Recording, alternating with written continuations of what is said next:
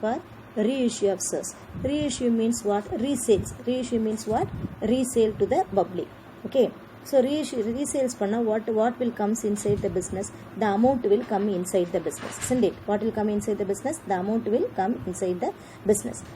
So the shares were forfeited and reissued to Madan up rupees 8 per share. So அப்போ இந்த இடத்துல எவ்வளோ forfeit பண்ணிக்காங்க? 500 shares forfeit பண்ணிக்காங்க. ஃபோர்ஃபிட் பண்ண எல்லா ஷேர்ஸுமே என்ன பண்ணிட்டாங்க? ரீஇஷ்யூ பண்ணிட்டாங்க. அப்போ 500 ஷேர்ஸையுமே என்ன பண்ணலாம்? அவங்க சேல்ஸ் பண்ணிட்டாங்க. சில நேரம் கம்பெனி வந்து ஒரு 500 ஷேர்ஸை ஃபோர்ஃபிட் பண்ணிட்டு வந்திருக்கும். பட் ஆனால் சேல்ஸ் பண்ணுறப்போ ஒரு 300 ஷேர்ஸை மட்டும் சேல்ஸ் பண்ணிட்டு மீத 200 ஷேர்ஸை கம்பெனியில் வச்சுருப்பாங்க. அப்போ அதுக்கு பேர் பார்ட்லி ரீஇஷ்யூ அப்படின்னு அர்த்தம்.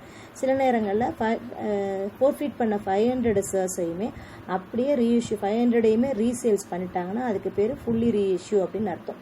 இந்த சம்மில் பொறுத்த வரைக்கும் the shares were forfeited, shares எல்லாம் ஃபோர்ஃபிட் பண்ணப்பட்டது அண்ட் ரீஇஷ்யூட் அப்படின்னா திரும்ப விற்கப்பட்டதுன்னு கொடுத்துருக்காங்க. எவ்வளோ ரீஇஷ்யூ பண்ணிக்காங்கன்ற டீட்டெயில்ஸ் கொடுக்கல. அப்போ அதனால் நம்ம என்ன செஞ்சுக்கணும் அப்படின்னா ஃபோர்ஃபிட் பண்ண எல்லா ஷேர்ஸையுமே ரீஇஷ்யூ பண்ணிட்டாங்க அப்படிங்கிறத நம்ம என்ன செய்யணும்? We have to assume that. For this we have to write the journal entry. So bank account resales பண்ணால் காசு உள்ள வரும். So bank account debtor. So இதனால் என்ன வெளியே போகும்? ஷேர் வெளியே போகும். ஸோ சேல்ஸ் பண்ணால் காசு உள்ளே வரும். அதுக்கு பிறகு காசை வாங்கிட்டு அவங்களுக்கு என்ன கொடுப்போம்? ஷேர் கேபிட்டல் கொடுப்போம். தட் இஸ் ஷேரில் கேபிட்டலில் அவங்களுக்கு ஷேர் கொடுத்துரும். So bank account debtor to share capital account. But ஆனால் ஆக்சுவலாக எவ்வளோ ரூபாய்க்கு விற்கிறோம்? 500 ஷேர்ஸை நம்ம எவ்வளோ ரூபாய் விற்கிறோம்? 10 ரூபா ஷேரை எவ்வளோ? ஆக்சுவலாக 500 ஷேர்ஸ்னால் 500 shares, how much we have to write? So 500 into 10 is equal to 5000. So 5000 தான் நம்ம விற்கணும். ஆக்சுவலாக அது 10 ரூபா மதிப்புள்ள ஷேர். அப்போ நம்ம எவ்வளோ ரூபாய்க்கு விற்கணும்? 500 ஷேரை 10 rupeesனால் 5000 நம்ம விற்கணும். பட் ஆனால் நம்ம இங்கே என்ன பண்ணியிருக்கோம் அப்படின்னா 500 ஷேர்ஸை 10 ரூபான்னு விற்காமல் எவ்வளோ ரூபான்னு விற்கிறோம் அப்படின்னா 8 ரூபான்னு நம்ம விற்கிறோம். அப்போ எவ்வளோ ரூபாய்க்கு விற்றுருக்கோம்னா 4000. 5000 மதிப்புள்ள ஷேரை நம்ம எவ்வளோ ரூபாய்க்கு விற்கிறோம்? 4000க்கு விற்கிறோம். அப்போ 1000 வந்து நமக்கு என்னவா இருக்குது? லாஸாக இருக்குது. இந்த லாஸ் ஏன் ஏற்பட்டுச்சு அப்படின்னா பிகாஸ் ஆஃப் ஃபோர்ஃபீச்சர். ஸோ அதனால் this loss is it is a loss to the this 1000 is the loss to the company. So அதனால் it must be debited. So bank account debtor share forfeiture account debtor to share capital. ஏன் share forfeiture பண்ணியிருக்கோம் அப்படின்னா this loss will takes place because of the forfeiture. Forfeiture பண்ணிட்டு வந்ததுனால அதை நம்ம என்ன செய்ய வேண்டியதாக இருக்குது? ஃபோர்ஃபிட் பண்ணிட்டு வந்திருக்கோம். மோரோவர் அதை எவ்வளோ ரூபாய்க்கு வேறு குறைச்சி விற்றுருக்கோம்? 10 ரூபா ஷேரை 8 ரூபான்னு விற்றதுனால 2 ரூபா நமக்கு லாஸு. அப்போ ஃபோர்ஃபிட் பண்ணி அது ரீஇஷ்யூ குறைஞ்ச விலைக்கு ரீஇஷ்யூ பண்ணதுனால நமக்கு லாஸு. இந்த லாஸை தான் நம்ம என்னென்னு காமிக்கிறோம்? டெபிட்டில் காமிக்கிறோம். இப்போ ஃபார் எக்ஸாம்பிள் ஒரு பைக்காரவங்களுக்கு நம்ம என்ன பண்ணுறோம் அப்படின்னா பைக்கை வந்துட்டு அந்த பிடுங்கிட்டு வந்துட்டோம். ஆனால் அவன் 10,000 rupees தான் அவன் கட்டணும். பட் ஆனால் அவன் என்ன செஞ்சுட்டோம்? அவன்கிட்ட இருந்து பைக்கை பிடுங்கிட்டு வந்துட்டோம். 10,000 தான் அவன் கட்டணும். சரின்னு சொல்லிட்டு அந்த பைக்கை வாங்கிட்டு வந்துட்டோம். ஆனால் 40,000 கட்டிட்டான். 10,000 தான் அவன் கட்டணும். பைக்கை பிடுங்கிட்டு வந்துட்டோம். பட் ஆனால் அந்த பைக்கை பார்த்தோம்னா திரும்ப அதை ரீஇஷ்யூவே ரீசேல்ஸே பண்ண முடியாத அளவுக்கு அவ்வளோ ஒர்ஸ்ட் கண்டிஷனில் இருக்குது. அப்போ என்ன பண்ணாங்க? இந்த பைக்கை திரும்ப இன்னொரு ஆளுக்கு விற்றோம்னா எவ்வளோ கிடைக்கும்? 10,000 rupees கிடைக்கும். அப்போ கிடச்சா நமக்கு என்ன செய்கிறோம்? பேலன்ஸ்ட் ஆயிடும். 10,000 அவன் கட்டலை. அதனால அவங்க என்ன பண்ணுறாங்கன்னா அந்த பைக்கை கம்பெனி பிடுங்கிட்டு வந்து இன்னொரு ஆளுக்கு அதை 10,000 விற்றுட்டாங்கன்னா பைக்கோட உண்மையான விலை யாருக்கு ரிசீவ் ஆயிரும்? கம்பெனிக்கு ரிசீவ் ஆயிரும். பட் ஆனால் அந்த பைக்கை இன்னொரு ஆளுக்கு விற்கலான்னு நினச்சி பார்த்தோன்னா ஒரு 2 ரூபா 3 ரூபா கூட போகாத அளவுக்கு 2000 3000 கூட போகாத அளவுக்கு அவ்வளோ கண்டமாக அந்த என்ன இருக்குது? பைக் இருக்குது அப்படின்னா it is a loss to the business இல்லையா? அப்போ என்ன பண்ணிக்கலாம்? சப்போஸ் இந்த மாதிரி பைக்கோட கண்டிஷன் மோசமாக இருந்தால் கம்பெனி என்ன பண்ணியிருக்கலாம்? It can give the time to the customer to pay the installment amount slowly. அப்போ இந்த என்ன செஞ்சுருக்கலாம்? கம்பெனி விவரமாக ஷேர் ஹோல்டர்ஸ்ட்டு அந்த பைக்காரவங்கள்ட்டே கொடுத்து நீ பைக்கை வச்சிரு. பட் ஆனால் அந்த 10,000 rupees கொஞ்சம் சீக்கிரத்தில் கொஞ்சம் வேகமாக கட்டி முடிச்சிருங்க அப்படின்னா 10,000 அமௌண்ட்டு கம்பெனி ரிசீவ் பண்ணியிருக்கும். பைக் அமௌண்ட்டை ரிசீவ் பண்ணியிருக்கலாம். ஆனால் இவங்க என்ன பண்ணிட்டாங்கன்னா அவசரப்பட்டு பிடுங்கிட்டு வந்திருக்கலாம். பிடுங்கிட்டு வந்து திரும்ப விற்கிறப்ப அவங்க 10,000 லாஸ் 10,000 வர வேண்டிய இடத்துல இப்போ 2,000 தான் வருது அப்படின்னா கம்பெனிக்கு வந்து அது loss.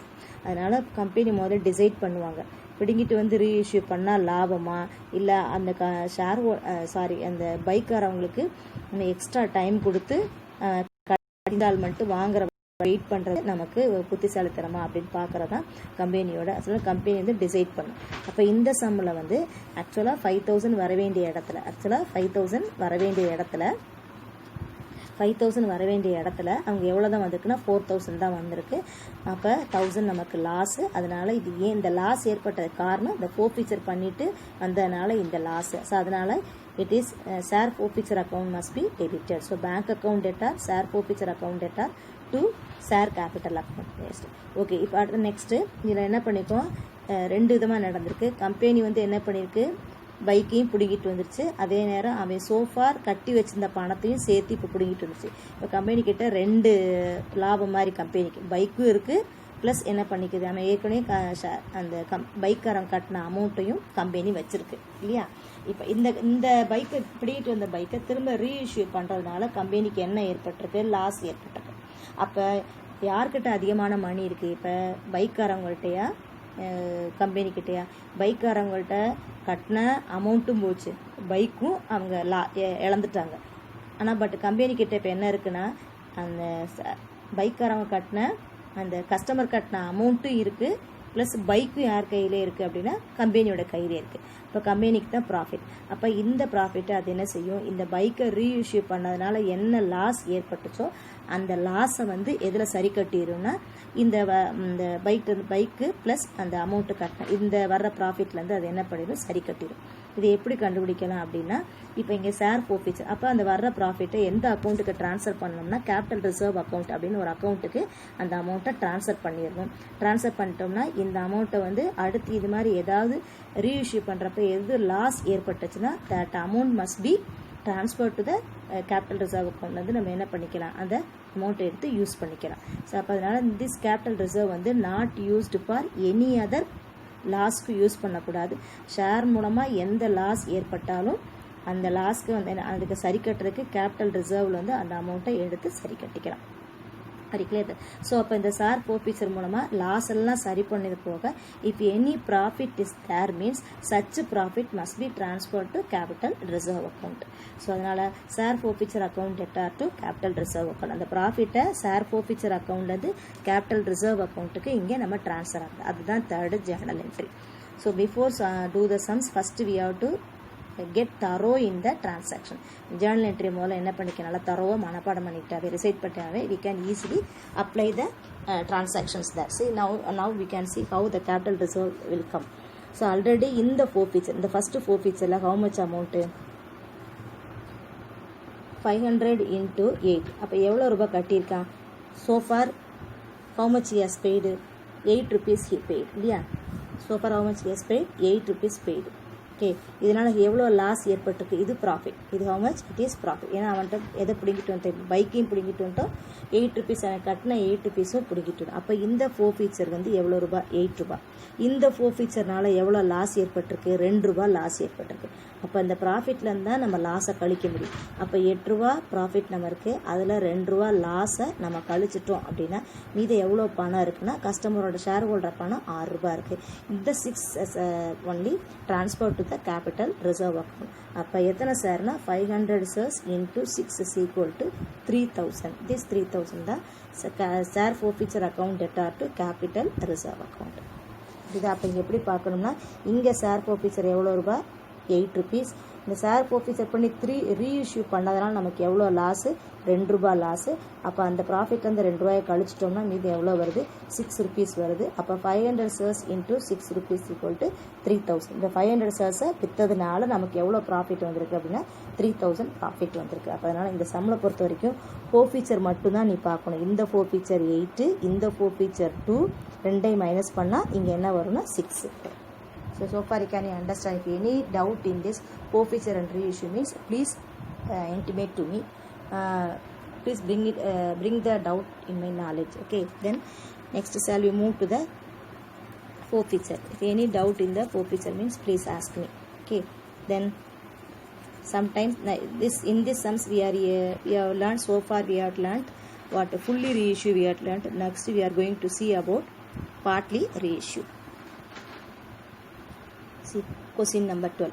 Niveda Limited forfeited 1000 equity shares of 10 each for non-payment of call rupees 4 per share Of this, 800 shares were reissued at rupees 7 per share, past journal entries for forfeiture and reissue. In this sum also, Niveda Limited forfeited how many shares?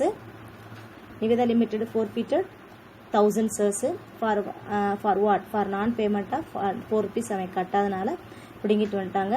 அதில் 800 ஷேர்ஸை reissue.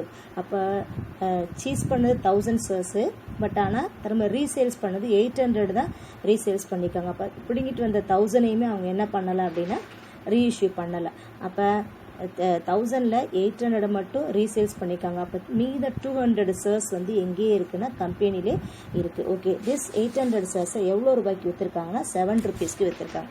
ஆக்சுவலாக நம்ம cheese பண்ணிட்டு வந்து sales பண்ண 1000 ஷேரோட value வந்து 10, but ஆனால் 10 ரூபாய் share நம்ம எவ்வளோ ரூபாய்க்கு விற்கிறோம் அப்படின்னா 7 ரூபாய்க்கு விற்கிறோம். அப்போ இதனால் நமக்கு என்னவாகுது? 3 ரூபாய் loss. So we have to write the past journal entries for forfeiture and reissue.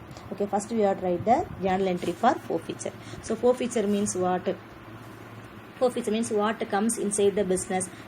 Share capital will comes inside the business. So share capital account debtor. How many shares? 1000 shares. So what is the face value of the share? 10. அப்போ total how much amount? So 10,000. So totally how much share amount? 10,000 மதிப்புள்ள share இப்போ எங்கே வந்துருச்சு? பிஸ்னஸ்க்குள்ளே வந்துருச்சு. ஏன் வந்துச்சு பிஸ்னஸ்க்குள்ளே? ஏன் திரும்ப கம்பெனிக்குள்ளே வந்துருச்சு அப்படின்னா பிகாஸ் என்ன கட்டலை? நான் பேமெண்ட்டாக 4 ருபீஸ் அவன் என்ன கட்டலை. ஸோ கட்டலைன்னா it is a what? It is a loss to the business. அப்போ இதில் 10,000 இந்த ஷேரோட அமௌண்ட் 10,000, அதில் எவ்வளோ வரலை கம்பெனிக்குன்னா 4,000 வந்து ஒரு ஷேர் ஹோல்டர் கட்டலை. அப்போ எவ்வளோ மணி கம்பெனி கலெக்ட் பண்ணியிருக்குன்னா 6,000 கம்பெனி வந்து கலெக்ட் பண்ணியிருக்கு. அப்போ 10,000 கலெக்ட் பண்ண வேண்டிய இடத்துல எவ்வளோ கம்பெனி கலெக்ட் பண்ணியிருக்குன்னா 6,000 கலெக்ட் பண்ணியிருக்கு.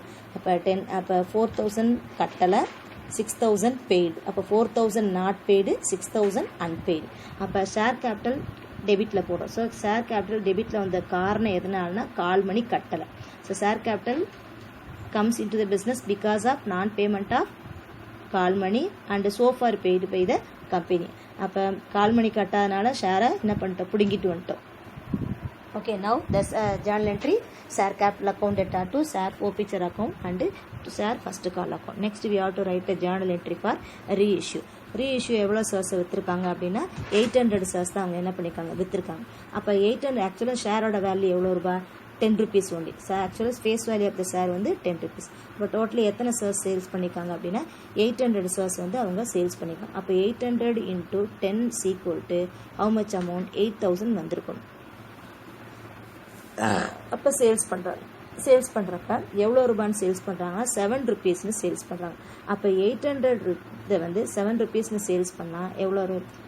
ஆக்சுவலாக 6,400, சாரி 5,600.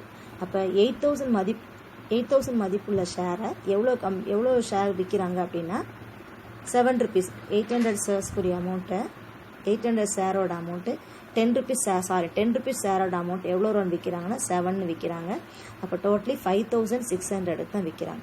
அப்போ 8,000 விற்க வேண்டிய ஷேரை இப்போ எவ்வளோ ரூபாய்க்கு விற்கிறாங்கன்னா 5,600க்கு விற்கிறாங்க. அப்போ 2,400 கம்பெனிக்கு அது என்னது? லாஸ். நிறைய இதில் பார்த்துருப்போம்ல, ஒரு 1000 ரூபா மதிப்புள்ள ஒரு பொருளை நம்ம 700 ரூபாய்க்கு விற்றோம் அப்படின்னா ஆடி டிஸ்கவுண்ட் இதெல்லாம் விற்றோம் அப்படின்னா நமக்கு அது லாஸ் இல்லையா? அப்போ இந்த லாஸ் எதனால் ஏற்பட்டுச்சுன்னா ஃபோர்ஃபீச்சர்னால ஏற்பட்டுச்சு. அப்போ how much amount ரிசீவ் பண்ண? 7 ரூபான்னு ரிசீவ் பண்ணியிருக்காங்க. அப்போ 5,600 amount comes inside the business and அதுக்கு 5,600 அமௌண்ட்டை கம்பெனி வாங்கிக்கிட்டு எவ்வளோ மதிப்புள்ள ஷேரை வெளியே கொடுத்துருக்குன்னா 8,000 மதிப்புள்ள ஷேரை வெளியே கொடுத்துருக்கு. இப்போ what is comes inside the business?